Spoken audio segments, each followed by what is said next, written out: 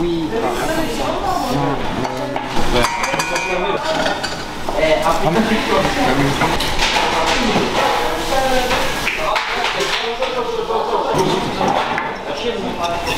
Au lieu de parler, c'est là.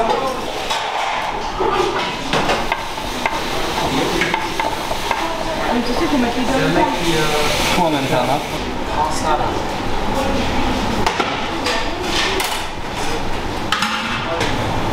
On va attendre un peu. Là, je l'ai. Allez là. Roxane. Ça a pas fait le... Ça a pas fait le... Si t'as du temps, est-ce qu'il y a moyen de... Et quand t'en fous partout. Comment ça, j'en fous partout? Pourquoi tu m'as redonné ça, Thibaut? Parce que moi, je vais pas ma place.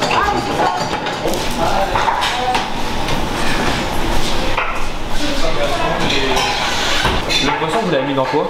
Dans une plaque comme ça?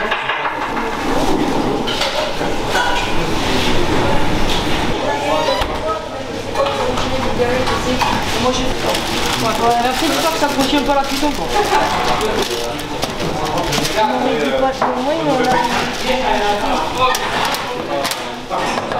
Sinon, vous allez vous cramer.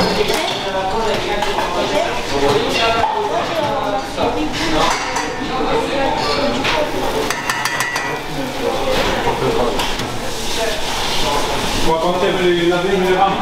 La cape en...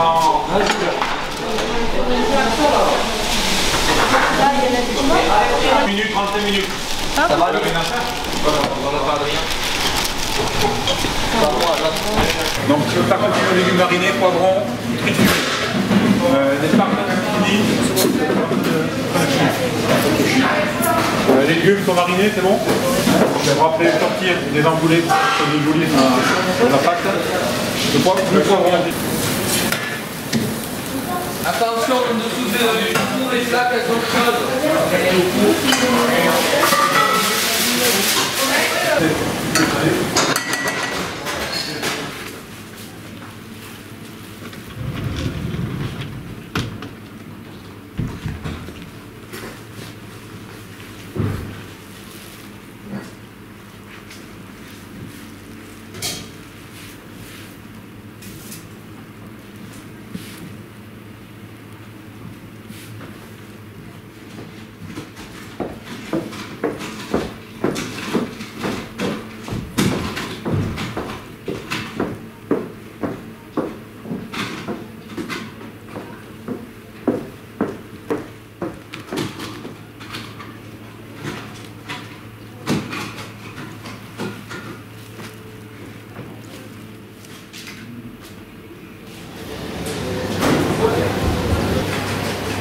C'est votre question d'alcool? Oui.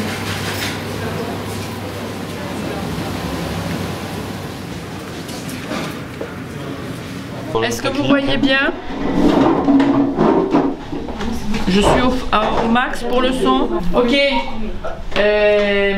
Il vous voit? Hablamos del menú. Oui, parfait. Vamos directo al grano. Directo al grano. Va droit au but. No serán, en fin, son los mismos alumnos, pero a lo mejor no trabajarán con los mismos. ¿Comprendes? Ok. Ok. Des patates douces croustillantes. Calma, calma. Calma, por favor. Repite. Más despacio. Carotte en escabeche. Avec des légumes. C'est le pluriel d'escabeau. L'ail. Escabeche. Patate douce, comment?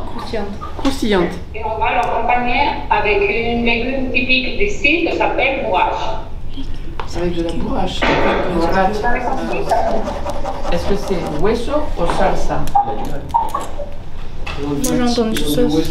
On aurait une question pour du coup le demi-glacé. C'est une sauce d'agneau ou c'est l'os de l'agneau?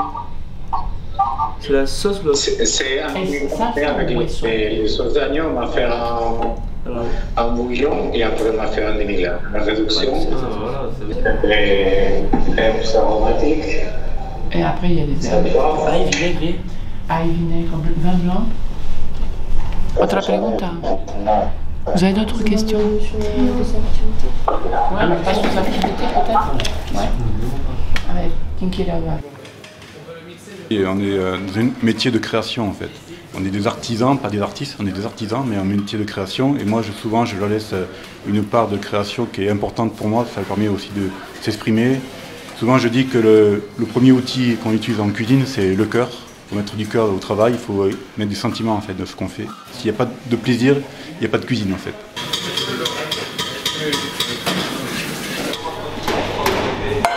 Pour 10, il y a marqué heure.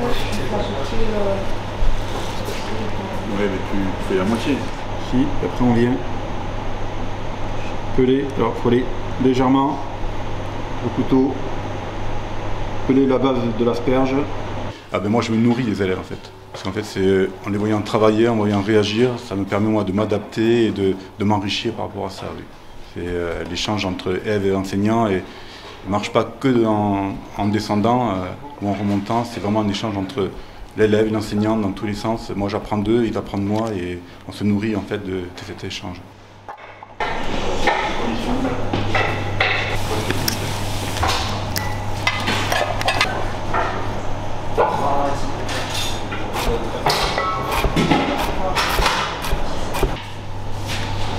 Anticiper, c'est réussir.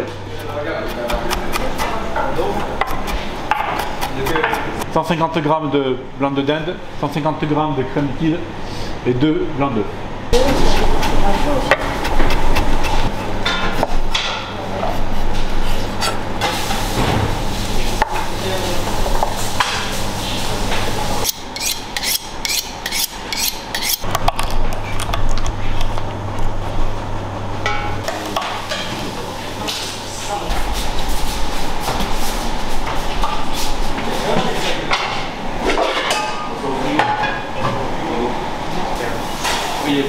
il est chaud.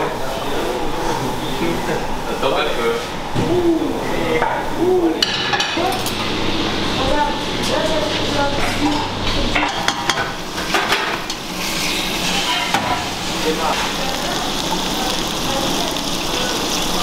Mathias? Oui. La dinde calculée pour la farce, elle est où? Je t'ai remis au frigo. Pour la farce, la dinde, c'est où?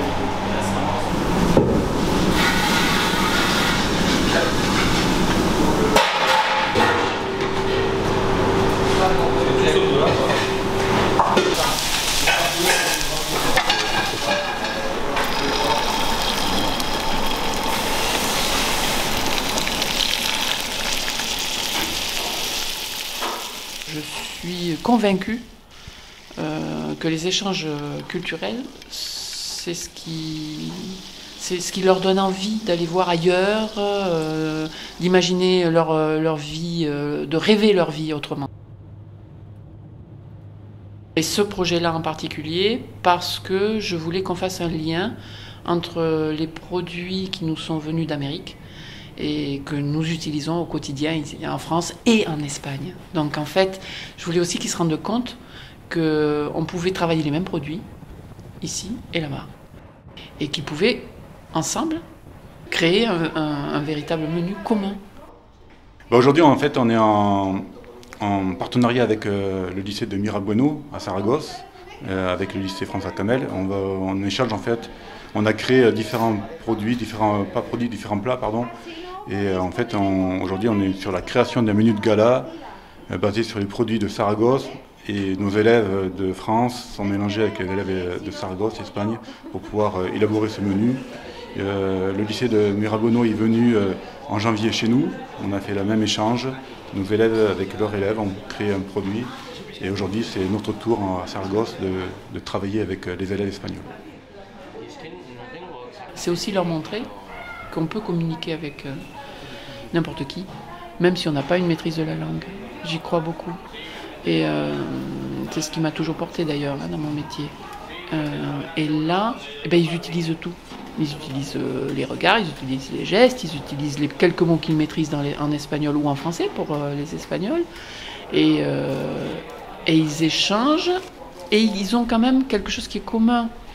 Parce qu'en fait, les méthodes de réalisation des plats, elles sont plus ou moins les mêmes, à quelque chose près. Après, c'est comment on transmet, en fait. Mais dans les fiches techniques, elles sont les mêmes, en Espagne et en France, par exemple. Et ils savent lire une fiche technique en français. Donc ils repèrent, ils comprennent très vite de quoi on parle, tu vois, et ce qu'il faut faire.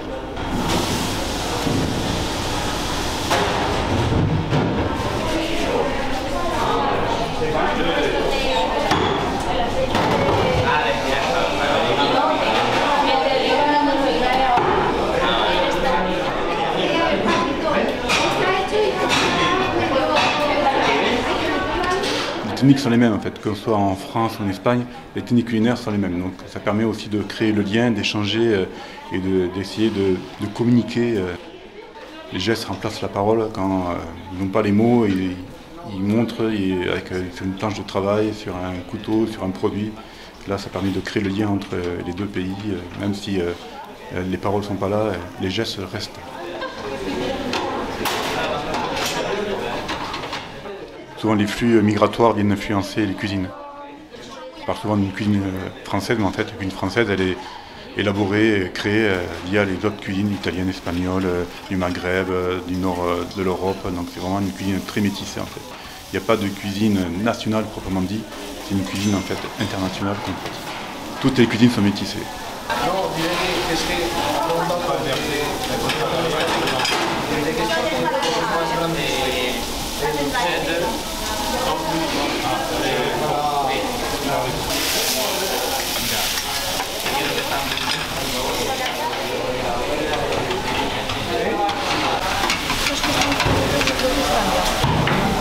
Es que no los han cortado regular, ¿sabes?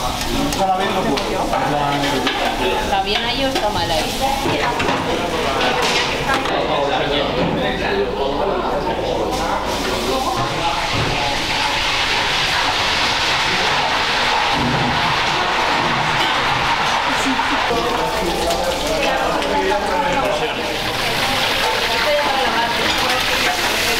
Sí, sí, porque claro, como lo ha dicho, Quand tu fais le parcours du cacao, c'est terrible. C'est à la fois fantastique, parce qu'elle part d'Amérique, elle arrive ici en Espagne, puis elle va se diffuser partout dans les cours européennes. Et ensuite, c'est certains pays européens, comme la Hollande et d'autres, qui vont imaginer qu'ils peuvent l'exploiter, cette plante, en Afrique. Ça, c'est pour le côté plante. Et puis, il y a le côté humain, quand même, parce que c'est ce qui va instaurer le commerce triangulaire, donc l'esclavage. Tout ça, ça nous a permis à nous, dans ce projet, de leur faire toucher du doigt à nos élèves, à nos jeunes, qui ne connaissent pas vraiment tout ça, enfin, tu vois, qui sont un peu à côté. Il y a une histoire particulière, en fait. On pense que les premières fèves sont arrivées grâce à Christophe Colomb dans son dernier voyage. À ce moment-là, les Espagnols s'étaient rendus compte que c'était énergisant comme boisson, puisqu'ils avaient observé un petit peu comment les Amérindiens l'utilisaient sur le territoire américain. Et en fait, c'est que lorsque Hernán Cortés, donc bien plus tard, revient cette fois-ci avec de nouvelles fèves, qu'il arrive et elles vont débarquer en Aragon. Il se trouve que le premier monastère qui va tenter de l'utiliser autrement ou de le transformer, on va dire, se trouve al Monasterio de Piedra, qui est tout à côté de Saragosse, et c'est là où ils vont commencer à ajouter le sucre. Et là, ça va devenir notre fameux chocolat. Enfin, c'est pas tout à fait encore le chocolat qu'on mange aujourd'hui, mais on n'est pas loin.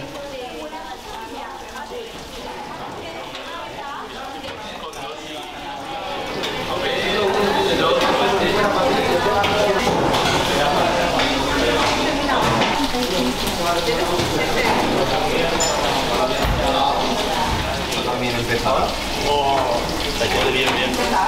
También está entera. ¿Tienes? Vale, ¿no habéis hecho los chips de ajo para colocar encima? Vale, sí, eso es para acompañar la carne. Sí. ¿Qué ha hecho Ana?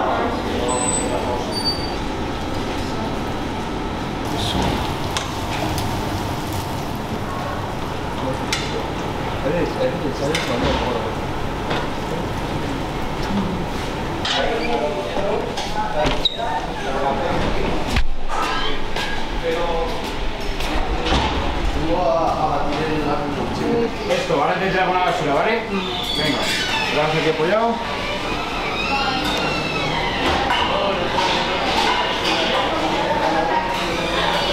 A ver.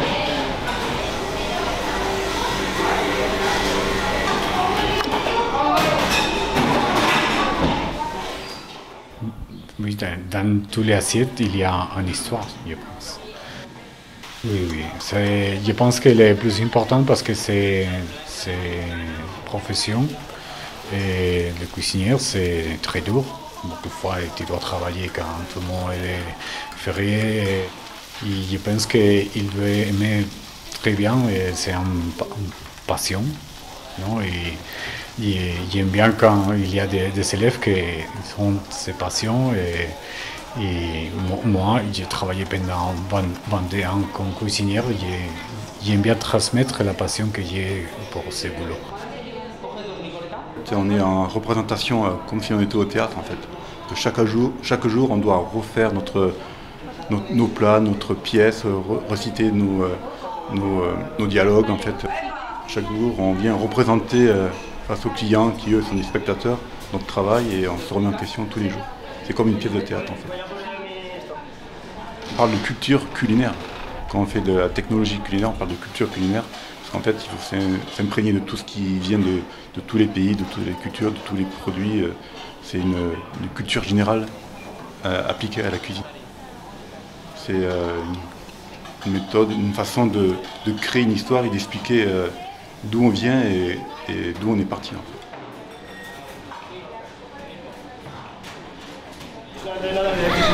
Ay, perdón, pasa. Lomo de cordero relleno acompañado de menesteres en salsa.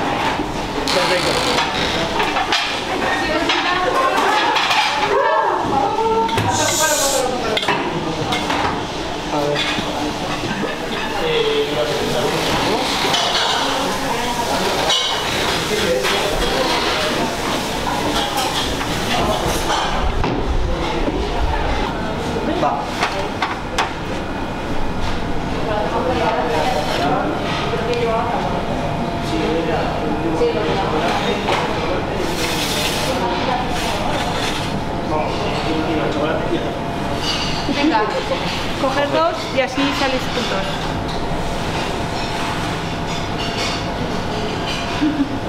Siempre sacan la normación, no sé por qué. Siempre sacan la normación.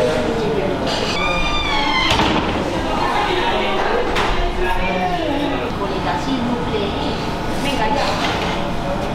Vale, ya tenemos aquí.